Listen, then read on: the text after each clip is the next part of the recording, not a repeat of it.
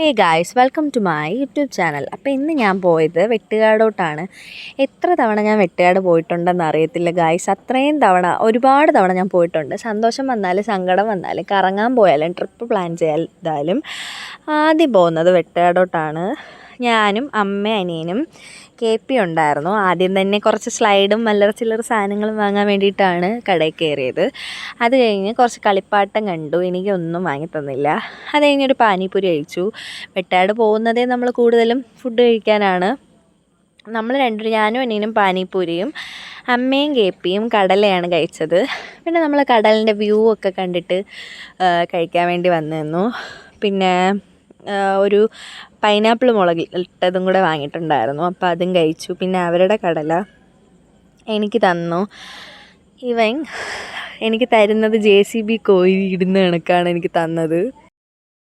പിന്നെ ഇത് കണ്ടിട്ട് അരമണിക്കൂർ ചിരിച്ചതിന് ശേഷം ഇവർ രണ്ടുപേർക്കും കൂടെ ഐസ്ക്രീം വാങ്ങാൻ വേണ്ടിയിട്ട് പോയായിരുന്നു.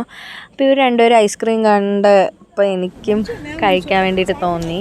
ചുമയാണ് ഗൈസ്, ശബ്ദമില്ല, പക്ഷേ ഐസ്ക്രീം കുടിക്കണം.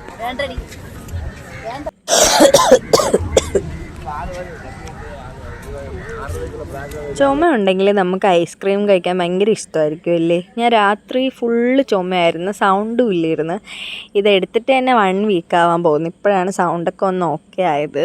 അപ്പോൾ പിന്നെ നമ്മൾ കുറച്ച് നേരം കൂടെ അവിടെ നിന്ന് ഇവനെ കളിയാക്കുവാണ് രാത്രിയാകുമ്പോൾ ഞാൻ ഭയങ്കര ചുമയായിരിക്കും എന്നൊക്കെ പറഞ്ഞിട്ട്.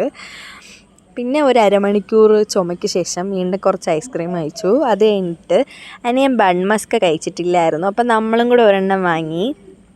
നല്ല ടേസ്റ്റ് ഉണ്ടായിരുന്നു. ഏതാണ്, വാനില ആയിരുന്നെന്ന് തോന്നുന്നു സംഭവം.